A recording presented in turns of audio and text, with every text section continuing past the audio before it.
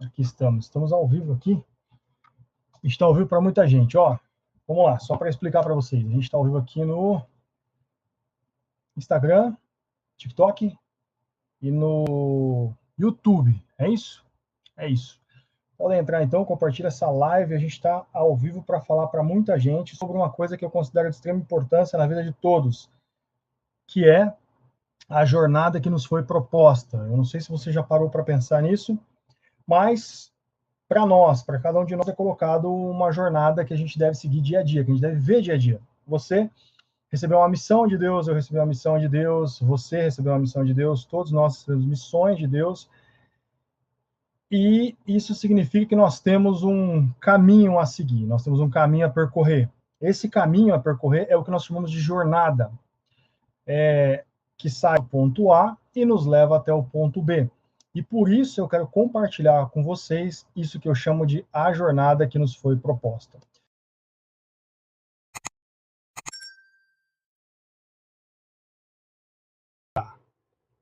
Bora sim, estamos aqui então, ó. Beleza. Seja bem-vindo, tá bom? Todo mundo que está aí participando com a gente, sejam muito bem-vindos. Pessoal que está aqui no TikTok já mandando as coisas para a gente, pessoal que está aqui no Instagram mandando as coisas para a gente. Eu não sei qual é a sua jornada, mas eu sei que todos nós estamos em uma jornada da luta diária, da situação diária, da nossa vida diária. E isso faz com que nós passemos por percalços, mas eu gostaria de exemplificar a nossa jornada diária, né? A nossa jornada que nos foi proposta.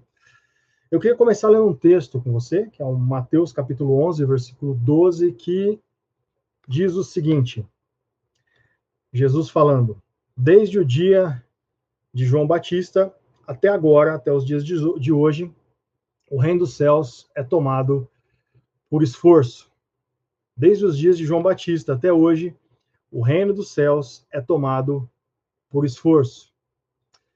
Até agora, desde João Batista, desde o começo do Novo Testamento, o último homem que faz ligação entre o Antigo Testamento e o Novo Testamento, João Batista, primo de Jesus, desde esse dia até os dias de hoje, posso dizer que até 2024, o reino dos céus é tomado por esforço. O que isso quer dizer? Isso quer dizer que quem se esforça consegue obter o reino dos céus. É preciso entender primeiro o seguinte, que nós nos esforçamos, porque nós estamos num processo de crescimento, e crescer exige esforço. Nós sentimos dor, nós sentimos dificuldade, porque nós estamos num processo de crescimento. E crescer é difícil, crescer dói, crescer traz sofrimento, crescer traz complicações, crescer significa que eu vou lidar com coisas que até hoje eu não lidei, que eu vou lidar com situações que até hoje eu não lidei, que eu vou passar por algumas avaliações, algumas questões que até hoje eu não tive que passar. Isso é crescer. E eu sou provado para ver se eu estou apto para o próximo passo. Então, eu estou sempre crescendo, evoluindo. Isso é o crescer. Nós estamos num processo de crescimento contínuo. Caminhar com Cristo, andar com Cristo, é um processo de crescimento contínuo.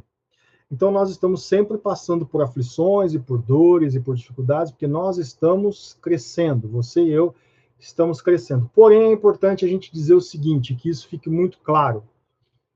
A dor em si, ela não ensina absolutamente nada. Só a dor pela dor não ensina nada. Se a dor sozinha, em si, fosse o fator que nos faz aprender as coisas, nós poderíamos dizer que os lugares onde há mais sofrimento na Terra são os lugares onde as pessoas sabem mais das coisas. E a gente percebe que nem sempre isso é real. Às vezes a pessoa sofre e ela não aprende, não evolui, não entende, e ela volta a sofrer, e ela não evolui, ela não entende, ela volta a sofrer, e fica num ciclo vicioso de sofrimento não entendimento, não aperfeiçoamento, e novamente sofrimento, e novamente sofrimento, e novamente sofrimento. Então, é preciso que exista um sofrimento, mas um sofrimento com um objetivo, uma estratégia de crescimento. Que exista um sofrimento, mas um sofrimento com um aprendizado de coisas que a gente está sendo exposto naquele momento para que a gente cresça. Então, o sofrimento em si, ele não reflete, não significa praticamente nada, mas o sofrimento com um aprendizado significa que nós estamos crescendo e evoluindo. Eu quero colocar alguns pontos aqui baseados no povo de Israel, quando o povo sai do Egito e caminha em direção à Terra Prometida, e nesse caminhar em direção à Terra Prometida, esse povo passou por sofrimentos, por provações, mas esse povo também foi crescendo e evoluindo. E é interessante que, de todo o povo que sai do Egito, os que chegam na Terra Prometida são apenas 2, Josué e Caleb. Nem o próprio Moisés, que foi o salvador, que resgatou o povo dessa situação, nem ele próprio conseguiu chegar na Terra Prometida. Ele morreu quando avistou a terra no dia de entrar. Mas Josué e Caleb, eles entram, eles permanecem firmes e eles entram. O que significa que muitos de nós, ou muita coisa de nós, se perde na jornada, no caminho, se perde enquanto nós passamos por essa jornada de crescimento. Mas vamos lá.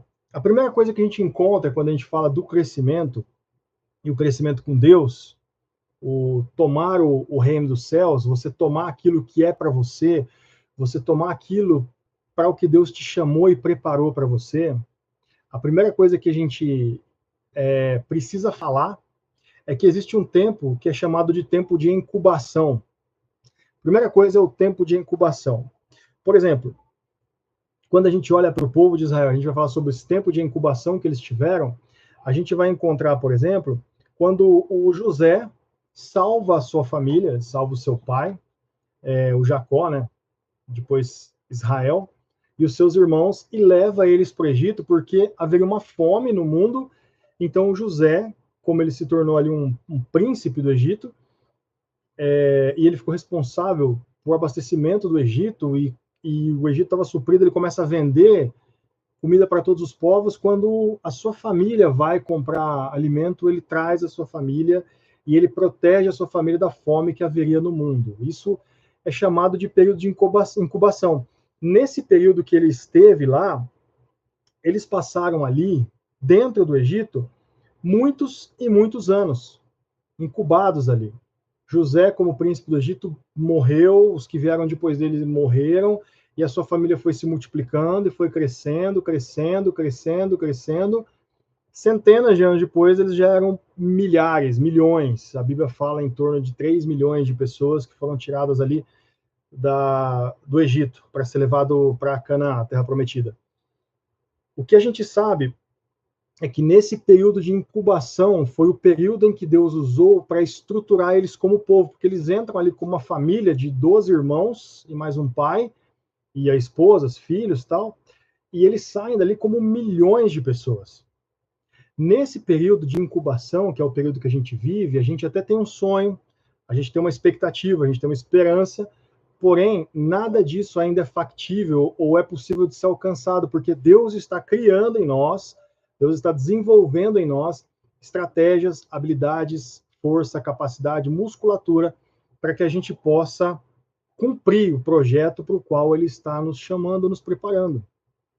Então, talvez você já tenha passado por isso, ou talvez você esteja hoje num tempo de incubação, que é o tempo que você sabe que ali não é o seu lugar, você sabe que tem alguma coisa a mais para você fazer, você sabe que existe outras possibilidades para você, que não é só aquilo, mas ao mesmo tempo você ainda não começou, ainda não achou o momento para começar, não achou a forma de começar, é porque você está vivendo um tempo de incubação.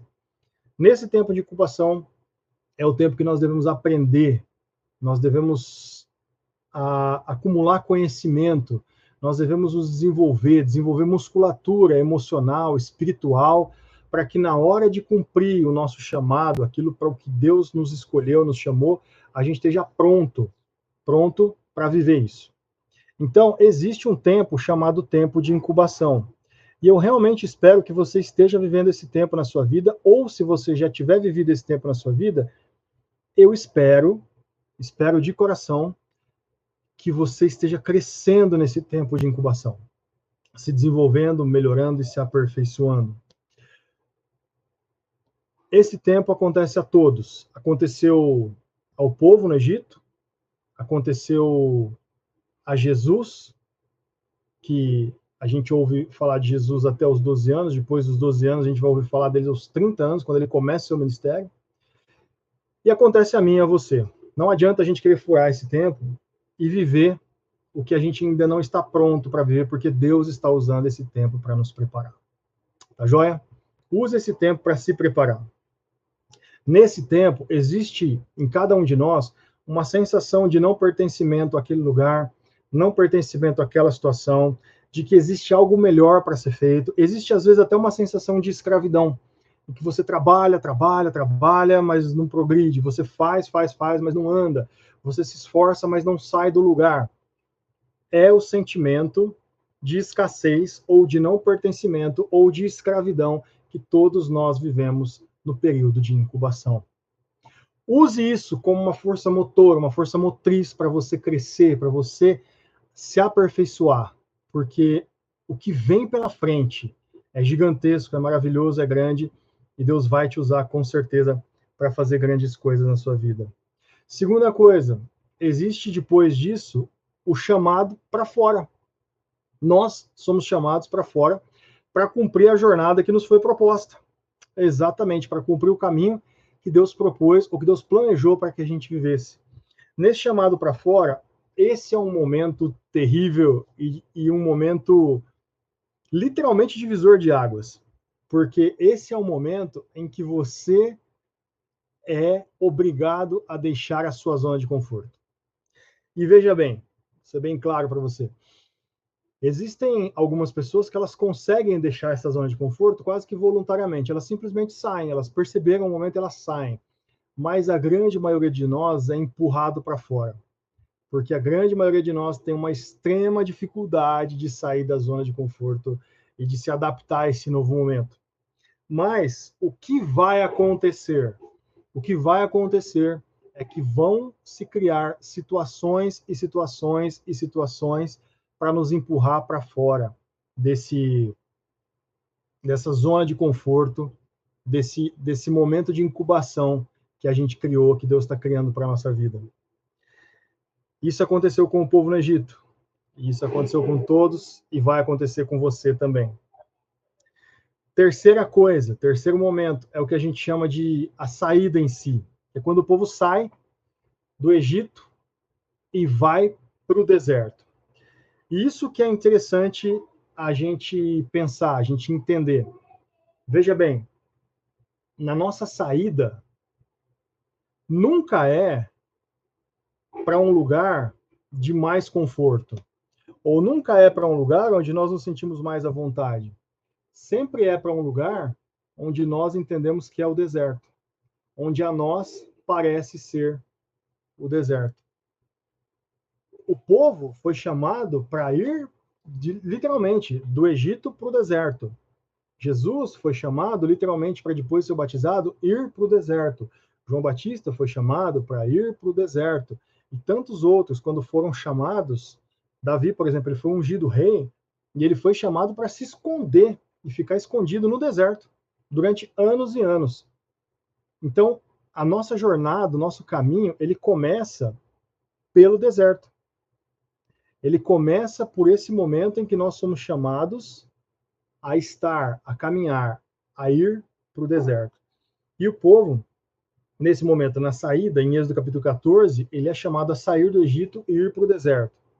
Diz assim, ó, Êxodo capítulo 14, do versículo 15. O povo sai, vai para o deserto e de cara eles encontram uma coisa lá. Eles encontram um mar. Por isso que eu disse que é um divisor de águas, literalmente. E de frente deles tem o mar, atrás deles tem o faraó vindo. E aí eles perguntam para Moisés, falam, mas você trouxe a gente para morrer aqui? E Moisés responde, então disse... Moisés clama a Deus e Deus responde, então disse o Senhor a Moisés, por que você clama a mim? Dize ao povo de Israel que marche.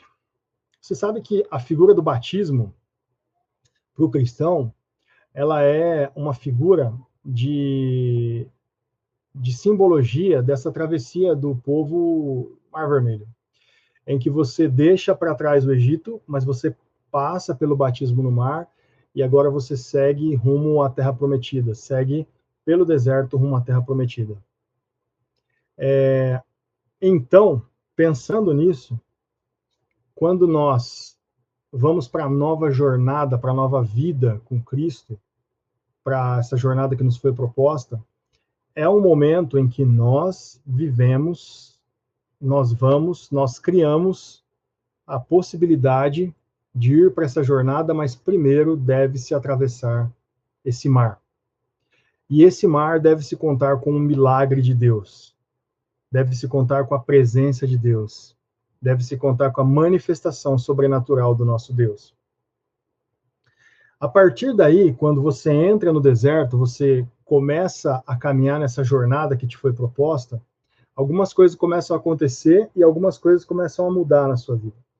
Primeira coisa que acontece é o seguinte, uma nova ordem de vida é estabelecida para você. Esse povo, por exemplo, quando eles vão para o deserto, a primeira coisa que Deus faz é juntar eles no pé do monte lá, e Deus fala para eles assim, bom, agora eu vou dar os mandamentos para vocês. Por quê? Porque eles viviam até então com as regras do Egito. Os mandamentos, eles viviam no Egito e viviam com as regras do Egito. Só que agora, daquele momento em diante, eles vão viver uma nova regra, porque eles precisam de mandamentos novos. O que a gente entende é o seguinte, quando eu abraço essa jornada que me foi proposta, existe agora regras que valiam para a minha vida que daqui para frente não vale mais. Entende? Existe coisas estabelecidas para a minha vida que até aquele momento valia, mas daqui para frente não vale mais. Seja numa nova proposta de trabalho, de país, de emprego, de casamento, de paternidade, de maternidade, de o que for, mas a maneira como você viveu até aquele momento, daqui para frente, amigo, é diferente. Daqui para frente existem novas regras que você vai ter que conhecer e você vai ter que abraçar e você vai ter que viver essas regras. E é assim que funciona. E é desse jeito que tem que ser. Então esteja pronto para receber novas regras. E esteja pronto para viver essas novas regras. Esteja pronto para você aprender e andar através dessas novas regras. O povo no deserto recebe de primeira mão os 10 mandamentos. Então, tudo aquilo que valia no Egito, agora não vale mais. Por exemplo, no Egito eles tinham, sei lá, milhares de deuses que eram os deuses do Egito. Agora não vale mais, agora é um Deus só. No Egito eu não sei como é que era a forma de casamento deles, mas agora não vale mais, agora é desse jeito aqui.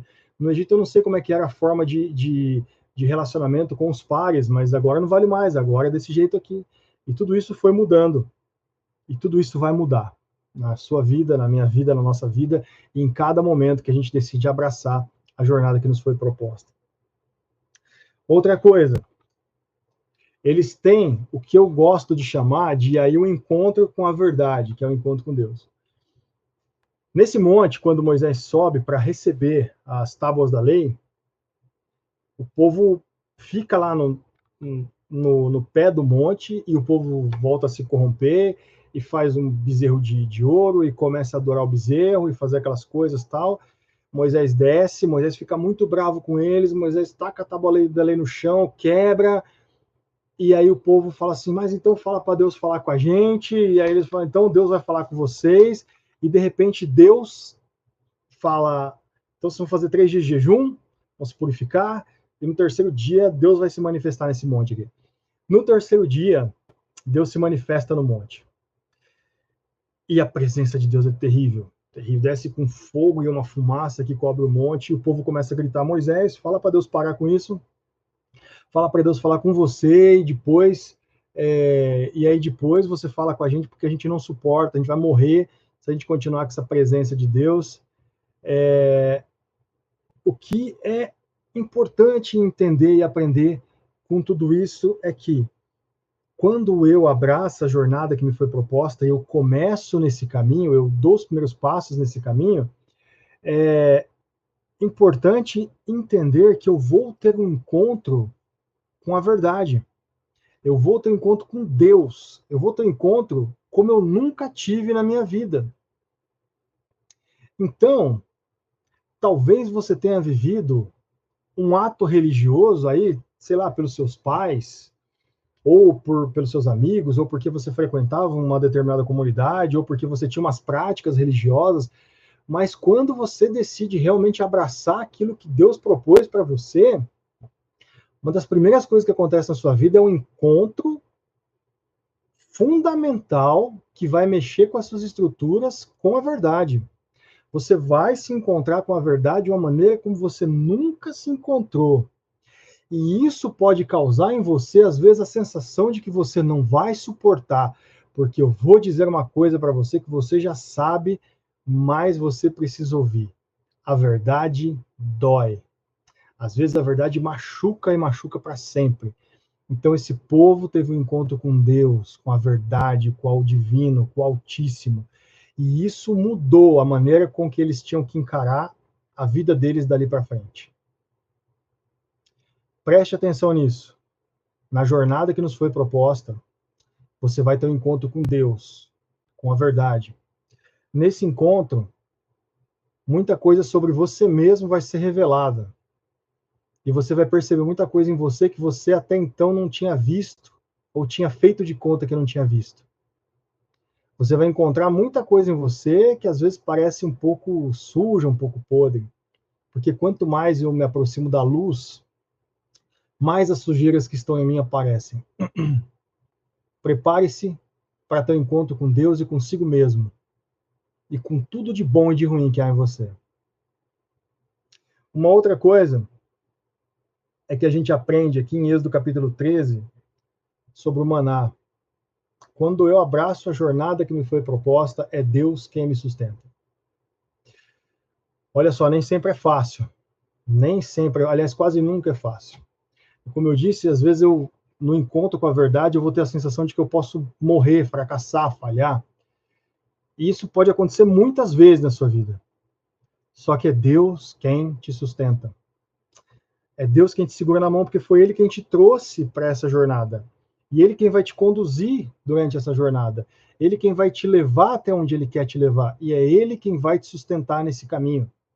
Então fique tranquilo, por mais que doa, por mais difícil que seja, o Senhor vai segurar na sua mão e o Senhor vai sustentar você passo a passo, dia após dia. Ele sustentou o povo com o maná e Ele vai sustentar você com a sua própria vida. Outra coisa que acontece, o que eu chamo aqui de mudanças internas para mudanças externas. Deus começa então a fazer mudanças internas na sua vida e essas mudanças começam a se refletir externamente. Como assim? Depois que eles encontram Deus no monte, a primeira coisa que Deus os ensina agora é que eles vão ter que construir um tabernáculo de adoração. Eles tinham práticas de culto lá no Egito, não sei como eram essas práticas, provavelmente deviam ter as práticas dos egípcios e as práticas deles, talvez uma mistura entre as duas, talvez houvesse uma fusão, um encontro de cultura, mas agora no deserto Deus fala assim, não, agora eu vou estabelecer para vocês as práticas que vocês têm que ter de culto a mim. A primeira coisa é, vamos construir um tabernáculo. Então Deus passa as orientações para a construção do tabernáculo, está em Êxodo capítulo 25. Essas construções são muito específicas, porque cada detalhe do tabernáculo significava alguma coisa, e todos os detalhes do tabernáculo apontavam para Cristo e apontavam para a reconstrução do ser humano como novo homem. Então, o tabernáculo é uma mensagem muito linda, porque ele é uma tipologia de Cristo, mas ele é uma tipologia também do homem que está em Cristo sendo construído dia a dia. Era isso que Deus estava ensinando para eles naquele momento ali no deserto. E é isso que vai acontecendo com cada um de nós quando nós passamos por esse momento de abraçar essa jornada que nos foi proposta. O que vai acontecendo é que Deus vai construindo em nós, de dentro para fora, um novo homem, com uma nova forma de pensar, uma nova forma de olhar, com um novo caráter, com um novo julgamento. É um novo ser, é um completo novo ser. E é para isso que Deus te chama. Deus talvez esteja nesse momento na sua vida construindo em você, dentro do seu coração, esse homem que ele te chamou para ser. E isso significa algumas mudanças, algumas coisas vão ser mexidas, algumas coisas vão ser trocadas de lugar, alguns valores vão ser substituídos por outros valores, por valores mais divinos. Isso significa que as pessoas que você conhecia vão olhar para você e parece que você já não é mais a mesma pessoa. Isso significa que a gente perde amigos pelo caminho, isso significa que algumas pessoas nos deixam pelo caminho porque nós realmente já não somos mais aquela pessoa que deixou o Egito. Nós agora somos uma nova pessoa e vamos amanhã ser uma nova pessoa, mais nova ainda. A transformação é diária, a construção é diária, o aperfeiçoamento de Deus em nossas vidas é diário. Deus está construindo um templo dentro de cada um dos nossos corações. Deus está construindo um novo homem dentro de cada uma das nossas vidas. E Ele nos chama para isso. Uma outra coisa que a gente observa, como eu disse no começo, quando acaba a jornada deles, depois de 40 anos no deserto, e se você pegar a distância entre o Egito e Canaã, né, a Terra Prometida, eram, sei lá, 30 dias, 40 dias, 2 meses de viagem, é muito perto. Mas eles levaram 40 anos porque eles ficaram circulando pelo deserto. Porque nesse circular pelo deserto, Deus tinha muita coisa para fazer e trabalhar com eles. E uma das coisas era isso aqui, ó. Todos os homens que saíram do Egito, todos, absolutamente todos, morreram no caminho. Só 2 entraram. 2 dos que saíram entraram em Canaã, que foi Josué e que foi Caleb. E o porquê é que Deus permitiu que todos esses homens morressem pelo caminho? Porque eles saíram de uma posição de escravos e agora eles iam assumir uma posição de livre. E para você sair de escravo para livre, não é só uma posição social, mas é um conceito psicológico que está dentro da cabeça da pessoa. Você pode, você já deve ter ouvido muita gente falar, você pode tirar a pessoa da favela, mas não pode tirar a favela da pessoa, já ouviu falar isso? Você pode tirar a pessoa da escravidão, mas você talvez não possa tirar a escravidão de dentro da pessoa. Porque para você tirar a escravidão de dentro da pessoa, os costumes antigos de dentro da pessoa, você precisa mudar os conceitos da pessoa, a forma de pensar, é o que eles chamam de mindset, mudar o seu mindset, a sua forma de enxergar o mundo, de pensar, a sua forma de administrar as coisas. Você quer ver uma coisa que acontece e a gente não para pensar sobre isso, mas, por exemplo, a gente tem aí uma estatística que diz que 98, alguma coisa por cento das pessoas que ganharam o BBB ou que ganharam a Sena, a Mega Sena, ou que ganharam alguma premiação gigantesca, 98, trololó dessas pessoas perderam tudo em pouquíssimo tempo. Por quê? Mente de escravo. Eles não sabem pegar aquela grana e eles não sabem empreender, porque eles nunca aprenderam a empreender. Eles aprenderam a ser funcionário. Então, você não consegue transformar um cara que era funcionário até ontem, aí hoje ele recebe 2 milhões, transformar esse cara num empreendedor. Porque para isso acontecer, para sair de funcionário para empreendedor, é um processo de mudança de mentalidade, de forma de enxergar o mundo. É um processo da jornada que lhe foi proposta. Para você sair da mente de escravo para a mente de um homem livre, não é simplesmente você quebrar as correntes, assinar o forri e falar vai. É você agora mudar a sua mentalidade. Porque o escravo, alguém vai lá de manhã, acorda ele, dá alguma coisa para ele comer, fala, ó, tá aqui o campo para trabalhar, você trabalha aqui até tal hora, ele trabalha, agora volta para cá, vai tomar banho, e está aqui para você jantar, está ali para você dormir, dorme lá. Então, ele tem que trabalhar como escravo, mas ele tem tudo regradinho para ele. Agora, o livre não tem nada regrado para ele. O livre é assim, bom, você é livre aí, você vai trabalhar ou não? Você que sabe. Você é livre aí, você vai fazer alguma coisa ou você vai ficar deitado? Qual que é a sua vontade hoje?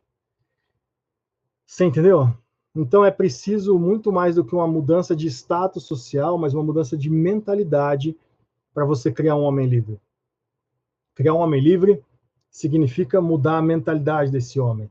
Agora, escute o que eu vou dizer para você. A grande maioria de nós foi livre pelo Evangelho, mas ainda tem a mente de escravo, porque a gente ainda não sabe o que fazer com a nossa vida livre.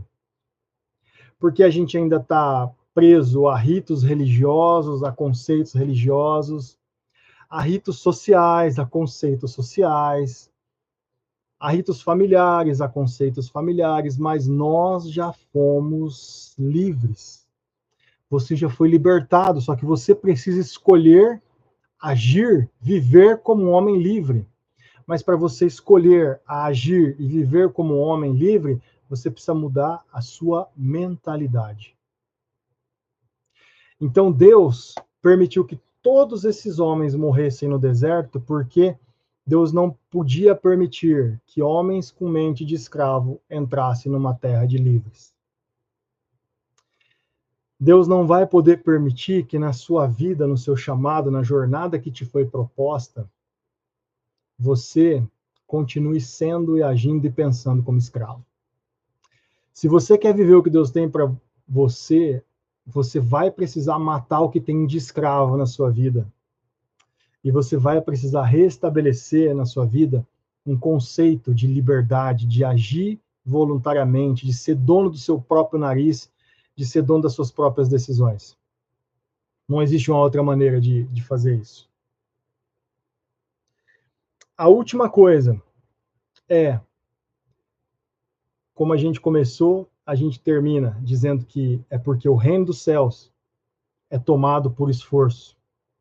O que quer dizer que todo esse processo, ele exige esforço, dedicação, sangue, suor, lágrimas. É uma transformação de dentro para fora, é uma mudança de mentalidade, uma mudança de estrutura mental, é uma mudança de comportamento, é uma mudança de quem eu sou. E eu não sei se você acredita que as pessoas podem mudar, que elas podem se transformar, mas a Bíblia diz que sim. Então eu acredito que sim. Eu acredito que você pode ser uma pessoa melhor amanhã do que você é hoje. Eu acredito que mês que vem você pode ser uma pessoa muito melhor do que você é hoje. Mas o que eu acredito é que isso é conquistado por esforço. Porque o reino dos céus, ele é tomado, ele não é dado, ele é tomado por esforço. O reino dos céus é tomado por esforço porque a batalha é diária. O que eu quero dizer com isso? Quando você se encontra como homem livre, você descobre que agora você é livre, essa jornada que Deus te chamou, todos os dias é um dia de luta. Sabe aquela história de matar um leão por dia? Pois é, o cara que pensa como escravo, cara, ele só vai lá e mata o leãozinho dele lá e faz o que ele tem que fazer de uma maneira simples, tal. O cara que é livre, ele acorda de manhã e aí ele tem que caçar o leão, tem que achar o leão para matar. Porque ele precisa fazer, ele precisa evoluir, ele precisa crescer, ele precisa tomar o reino, ele precisa, ninguém vai dar o reino para ele, ele precisa tomar o reino. E acredite no que eu digo para você. A sua bondade, a sua mansidão, a sua benevolência com as pessoas, com as causas e com as coisas, elas não vão dar para você o direito de viver o que Deus tem para a sua vida, ou seja, elas não vão dar para você o direito ao acesso ao reino dos céus, que é o plano de Deus para você aqui nessa terra. O que vai dar direito a você a acessar o plano de Deus para você aqui nessa terra é o seu esforço. Dia a dia, todos os dias, cada dia mais e mais, se esforçando e trabalhando, porque o reino de Deus é tomado por esforço. Tá joia? Um abraço, fique com Deus, deixa aí seu like, compartilha essa publicação, a gente se vê na próxima. Tchau, tchau.